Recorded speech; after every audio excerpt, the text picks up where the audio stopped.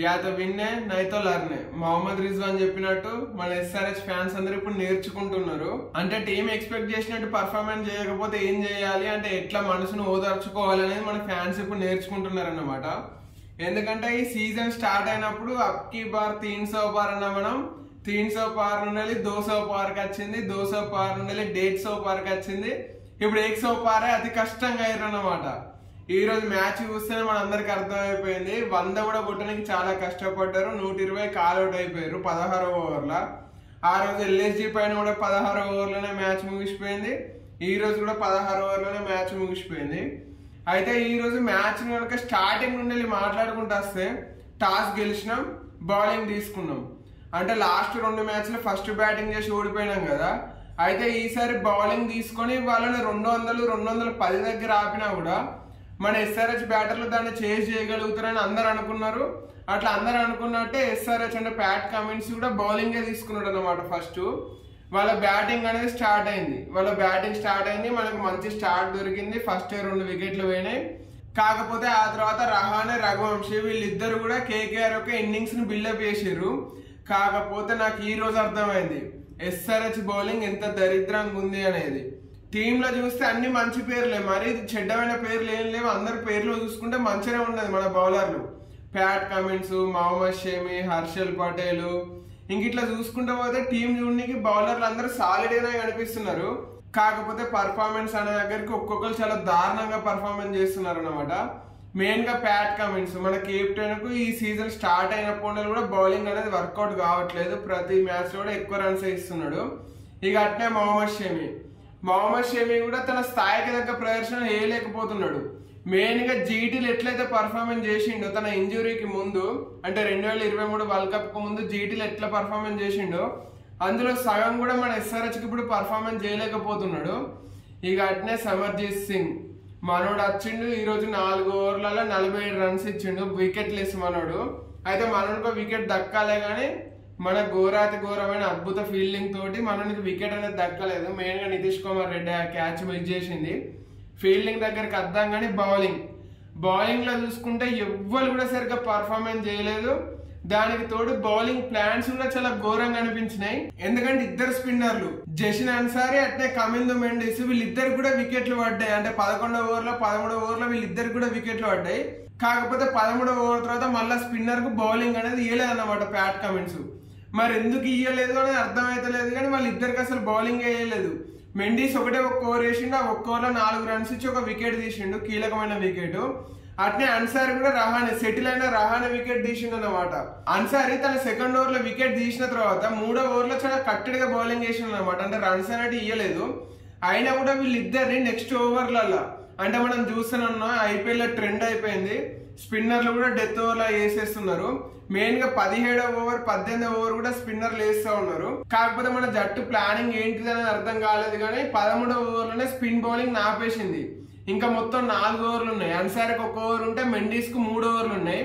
3 ఓవర్లు ఇవ్వకపోయినా కూడా అన్సారీకి తన లాస్ట్ ఓవర్ ఇచ్చేసి మెండిస్ కు 2nd ఓవర్ ఇస్తే అందులో మనోడు ఎట్లా పర్ఫార్మెన్స్ చేసిండు అన్నదాన్ని చూసి 3rd ఓవర్ ఇయ్యచ్చా ఇయ్యరాదా అన్నది ప్లానింగ్ చేసుకోవచ్చు. ఫస్ట్ ఓవర్ 1 ఓవర్ వికెట్ తీసిండు, 4 రన్స్ ఇచ్చిండు. అటువంటి మనోడికి 2nd ఓవర్ ఇయ్యలేదు. దానికి తోడు ఇక 14వ ఓవర్ పేసర్లు మొదలుపెట్టారు కదా. అందరు బౌలర్లు మారుతారు కానీ బాల్ మాత్రం ఒకటే వేస్తున్నారు.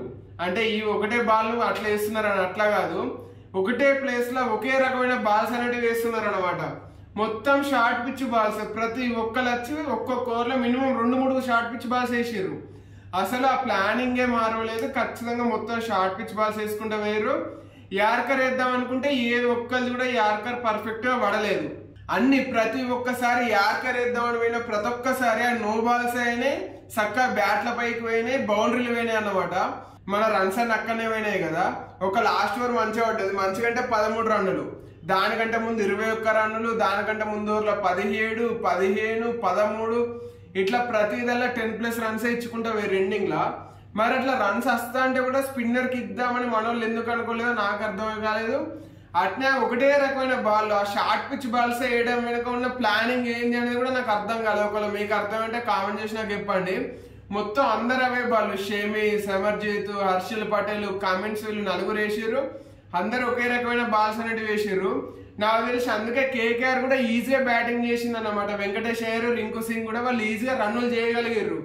ఎందుకంటే వాళ్ళకి అర్థమైపోయింది షార్ట్ పిచ్ బాల్స్ వేస్తున్నారని వాళ్ళకి క్లారిటీ వచ్చింది. దానికి తోడు మనోళ్ళు పేస్ ఆఫ్ చేయలేదు, ప్రతి ఒక్క బాల్ పేస్ తోటే వేసారు. పేస్ ఆఫ్ చేసినా కూడా బ్యాటర్లకు క్లియర్ గా అర్థమైపోయింది. ఆ ఒక్క బాల్ ని చూసుకొని ఆడినట్టు ఆడినా కూడా ప్రతి బాల్ పేస్ తోటే వేసారు. అందుకే వాళ్ళు జస్ట్ ఇట్లా టచ్ చేస్తేనే 6లు 4లు అనేవి పోయినాయి. సెకండ్ ఇన్నింగ్స్ లో మన బ్యాటింగ్ కనుక చూసుకుంటే మన బ్యాటర్లు ఎంత బలంగా కొట్టినా కూడా ఆ బౌండరీలు చిన్న బౌండరీలే.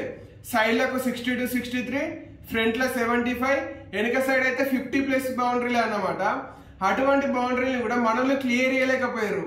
SRH పవర్ఫుల్ హిట్టర్లకు పెట్టింది పేరు, అయినా కూడా చిన్న బౌండరీలను మనల్ని క్లియర్ చేయలేకపోయారు అన్నమాట. దానికి కారణం ఏంటిది? కేకేఆర్ పేసర్లతో బౌలింగ్ చేయించినా, స్పిన్నర్లతో బౌలింగ్ చేయించినా కూడా వాళ్ళ బౌలింగ్ లో పేస్ అనేది తీసేసింది. మొత్తం స్లో బాల్స్ వేసి మొదలు పెట్టారు, పేస్ ఆఫ్ బౌలింగ్ చేసిరు అన్నమాట. కాకపోతే SRH మాత్రం మొత్తం పేస్ బౌలింగ్ చేసింది. షమి, సమర్జిత్, కమిన్స్ అందరికందరూ 140+ బౌలింగ్ చేసిరు. ఒక హర్షల్ పటేల్ ఒక్కడే స్లో బౌలింగ్ కు పెట్టింది పేరు, కానీ మనోడికి కూడా ఎండింగ్ లో గట్టిగానే పిటాయి జరిగింది అన్నమాట. అంటే గట్టిగానే ఉతికిర్రు మనోడిని. దానికి తోడు ఈ రోజు మన ఫీల్డింగ్ ఘోరాతి ఘోరమైన ఫీల్డింగ్ అనేది చేసిరు అన్నమాట. మొత్తం ఒక 6 4లు క్లియర్ గా ఆపాల్సిన 6 4లను వదిలేసిర్రు. బౌండరీ దగ్గర ఇట్లా పట్టుకుంటే చేతిలో పడి ఎగురుడేంది, క్యాచ్ పోయినట్టు డైవ్ చేసి నూకాల్సిందని బౌండరీ సైడ్ నూకుడేంది, కాళ్ళ సందులకి వెళ్ళి ఓడింది, శైల సందులకి వెళ్ళి ఓడింది. ఈ రోజు మన ఫీల్డింగ్ చూస్తే మాత్రం చాలా ఘోరంగా అనిపించింది. దానికి తోడు 2 క్యాచ్లు, 2 లడ్డూలో క్యాచ్లు వదిలేసిరు మనోళ్ళు. ఆ రెండిట్లలో ఒకటి మన నితీష్ కుమార్ రెడ్డినే, రెండిటికి 2 నితీష్ కుమార్ రెడ్డినే. ఫీల్డింగ్ లో కూడా మనోడు చాలా ఘోరంగా పర్ఫార్మెన్స్ చేసింది అన్నమాట. మరి అట్లా ఎందుకు వేస్తున్నా అర్థం కావట్లేదు. ఎందుకంటే లెక్కకైతే నితీష్ కుమార్ రెడ్డి మంచి ఫీల్డరు. లాస్ట్ సీజన్ లో మనం చూసినాం, టీమిండియాకి వచ్చిన తర్వాత కూడా మనం చూసినాం నితీష్ కుమార్ రెడ్డి మంచి ఫీల్డరు. అందుకే మనోడు ఇట్లా క్యాచ్లు మిస్ చేసినా, బౌండరీలు వదిలేసినా కూడా కొంచెం ఎందుకో అనిపిస్తుంది. ఎందుకంటే ఇంత మంచి ఫీల్డర్ మరి ఇట్లెందుకు వేస్తున్నాడు అని అనిపిస్తుంది. కానీ ఈ రోజు అసలు మన ఫీల్డింగ్ అందరు ఘోరాతి ఘోరంగా ఫీల్డింగ్ చేసిరు అన్నమాట. ఆ ఫీల్డింగ్ చేయబట్టి ఒక 20-30 రన్నులు ఈజీగా 6 4లు పుక్కెట్లు ఇచ్చేసిన వాళ్ళ ఫీల్డింగ్ తోటి. ఆ 6 4లే కాకుండా సింగిల్స్ అయినా, డబల్స్ అయినా కూడా, క్యాచ్లు మిస్ అయినా కూడా ఇవన్నీ చూసుకుంటే వాళ్ళకు 50 రన్నుల దాకా ఇచ్చినట్టున్నాం మనం ఫీల్డింగ్. 150 కొట్టాల్సిన వాళ్ళతోటి 200 కొట్టించినాం మన ఫీల్డింగ్ తోటే. వాళ్ళకి ఈజీగా 200. అందులో 6 4లు పుక్కెట్లు ఇచ్చినాం కదా, అక్కడనే 24 రన్నులు అయిపోయినాయి. ఇక క్యాచ్ లో మిస్లు అయినా సరే, లేదంటే సింగిల్స్ గా డబల్స్ తీసుకురైనా సరే, లేదంటే ఎక్స్ట్రా త్రోల వల్ల వచ్చిన వాటితో అయినా సరే, వైర్లు అయినా సరే, ఇట్లా చూసుకుంటే మన ఫీల్డింగ్ తోటే మనం ఈ రోజు మ్యాచ్ అనేది సగం పొడగొట్టుకున్నాం. ఇక ఆ తర్వాత బ్యాటింగ్ అచ్చుడే ట్రావిస్ హెడ్ ఫస్ట్ బాల్ 4 కొట్టిండు. అక్కడ అందరు అనుకొని ఉంటుంటారు అయిపోయింది 15 ఓవర్లలో 200 చేసింగ్ అని అందరు అనుకొని ఉంటారు. కానీ ఆ ఫస్ట్ బాల్ 4 కనుక చూసుకుంటే మనోడు మంచిగా పొజిషన్ లకి వచ్చి ఏం కొట్టలేదు, ఆఫ్ పొజిషన్. అంటే మనోడు సరిగ్గా బ్యాలెన్స్ కూడా లేడు ఆ షాట్ కొట్టేటప్పుడు. అయినా కూడా అదృష్టం కొద్ది ఆ బాల్ అనేది 4కు పోయింది. ఆ నెక్స్ట్ బాలే అవుట్ అయిండు. వైభవ్ అరోరా బౌలింగ్ లో నెక్స్ట్ బాల్, సెకండ్ బాల్ కి అవుట్ అయిండు. మనోడే లాస్ట్ ఇయర్ ఫైనల్ లో ట్రావిస్ హెడ్ అవుట్ చేసింది కూడా వైభవ్ అరోరా. ఈ రోజు మ్యాచ్ లో కూడా అవుట్ చేసిండు కంటిన్యూగా. ఇక ఆ తర్వాత అభిషేక్ శర్మ, ఇషాన్ కిషన్ వీళ్ళిద్దరు కొంచెం చూసుకొని ఆడుకోవాలి అన్న ఉద్దేశంలో కనిపించారు. కానీ ఒక 2 ఓవర్లేమో అట్లా ఆపారు. ఇక ఆ తర్వాత అసలు వీళ్ళ ఎవ్వరు బ్యాటింగ్ గురించి మాట్లాడనీకే లేదన్నమాట. అభిషేక్ శర్మ అట్నే వేయండు, ఇషాన్ కిషన్ అట్నే వేయండు, నితీష్ కుమార్ రెడ్డి, కమిందు మెండిస్ వీళ్ళిద్దరు కొంచెం ఆపుదామని ట్రై చేసిర్రు. కమిందు మెండిస్ వికెట్లు పడ్డా కూడా 6లు 4లు అనేవి కొట్టిండనమాట. స్కోర్ బోర్డ్ ను కొంచెం తొందరగా దగ్గరికి తీసుకొచ్చిండు. కాకపోతే మనోనికి అప్పటి వరకు తోడిస్తున్న నితీష్ కుమార్ రెడ్డి షార్ట్ కాడవే అవుట్ అయిపోయిండు. ఆ తర్వాత కమిందు మెండిస్ మనోని పైన ప్లేయర్ అనేది విరిగిపోతుంది కదా ఎట్లయినా. ఆ పొజిషన్ లో క్లసన్ వచ్చిండు. 6th పొజిషన్ లో పంపించినా కూడా మనోడు అంత తొందరగా బ్యాటింగ్ వచ్చి లాస్ట్ వరకు ఉండాలంటే కష్టం. అందుకే క్లాసన్ కూడా ఒత్తుదామని ట్రై చేసిండు. దాంతో మెండిస్ పై ప్రెజర్ పెరిగింది. మనోడు ఒక 2 6లు 4 కనెక్ట్ చేసిండు. ఆ తర్వాత మనోడు అవుట్ అయిండు. అంకిత్ వర్మ పైన చాలా హోప్స్ అనేటివి పెట్టుకున్నారు అన్నమాట. ఎందుకంటే మనోడు లాస్ట్ 2 ఇన్నింగ్స్ ఆడింది చూసి మనోడి పైన కొంచెం హోప్స్ పెట్టుకున్నారు. దానికి తోడు ఢిల్లీ పైన క్లసన్, అంకిత్ వర్మ వీళ్ళిద్దరే వికెట్ ఆపి కొంచెం రన్స్ అనేటివి చేసిరు అనమాట. అందుకే ఈ రోజు చేసింగ్ లో కూడా వీళ్ళిద్దరు కీలకం అవుతారు అని అందరు అనుకున్నారు. కాకపోతే అంకిత్ వర్మ వచ్చిండో 4 కొట్టి మనోడు కూడా అవుట్ అయ్యిండు. ఇక ఆ తర్వాత ఎవ్వరు కూడా క్లాసెన్కు కామెంట్స్ ఎంతసేపు తోడున్నాడో అంతసేపు ఎవ్వరు తోడులేరు. కామెంట్స్ క్లాసెన్కు చాలా సేపు తోడున్నాడు అన్నమాట. అయినా కూడా రిక్వైర్డ్ 100 అనేది 16 దాటిపోయింది. దాంతో మనోడు కూడా ప్రెజర్ లోకి వచ్చిండు, కొడదాం అనుకున్నాడు, పోయిండు, అవుట్ అయ్యిండు.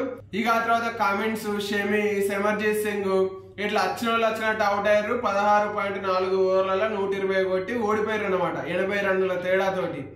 ఈ 80 రన్నుల తేడాతోటి ఓడిపోవడం వల్ల నెట్ రన్ రేట్ అనేది పడిపోయి 10th పొజిషన్ లోకి వచ్చినాం.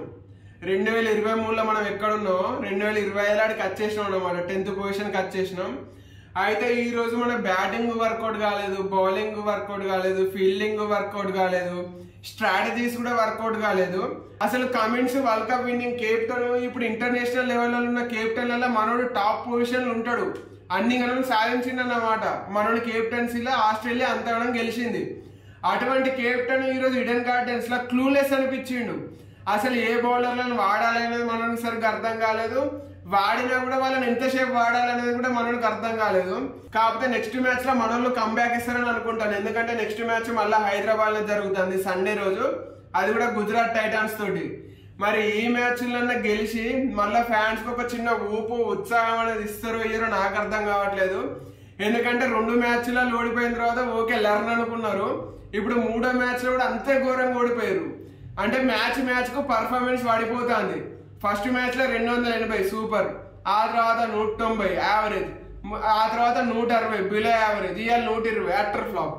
ఇట్లా మ్యాచ్ కు పర్ఫార్మెన్స్ అనేది పడిపోతుంది అన్నమాట. అందుకే నేను స్టార్టింగ్ లో చెప్పినా కదా, అప్కీ బార్ 300 పార్ ఉండాలి, అప్కీ బార్ 100 పార్ నా దగ్గరికి వచ్చింది. మరి గుజరాత్ మ్యాచ్ లో కనీసం ఆ 100 అన్న పార్ అవుతామో లేదో చూడాలి. దానికి తోడు హైదరాబాద్ కండిషన్స్ ని మరి మన సన్ రైజర్స్ హైదరాబాద్ ఎంత మంచిగా వాడుకుంటుందో కూడా చూసి ఆ మ్యాచ్ లోనే గెలుస్తామో లేదో చూడాలి. అయితే ఆ మ్యాచ్ కు నేను డైరెక్ట్ లైవ్ చూడబోతాను, అంటే గ్రౌండ్ కు పోతాను. అయితే అక్కడ గ్రౌండ్ లో నుండి ఫ్యాన్స్ రియాక్షన్స్, లైవ్ రియాక్షన్స్ అన్ని కూడా నేను మీకు మ్యాచ్ అయిపోయిన తర్వాత అప్లోడ్ చేస్తా. కాకపోతే ఆ మ్యాచ్ లోనే కనీసం మనం గెలుస్తామని మీరు అనుకుంటున్నారా లేదా? ఒకవేళ గెలిస్తే ఫస్ట్ బ్యాటింగ్ చేసుడు బెటరా, సెకండ్ బ్యాటింగ్ చేసుడు బెటరా? ఎందుకంటే ఎట్లా బ్యాటింగ్ చేసినా కూడా లాస్ట్ 2 మ్యాచ్లలో ఫస్ట్ బ్యాటింగ్ చేసి ఓడిపోయినాం, ఈ మ్యాచ్ లో సెకండ్ బ్యాటింగ్ చేసి ఓడిపోయినాం. కాబట్టి గుజరాత్ పైన ఏం చేస్తే బెటర్ అనేది మీరు అనుకుంటున్నారో కామెంట్ చేసి నాకు చెప్పండి.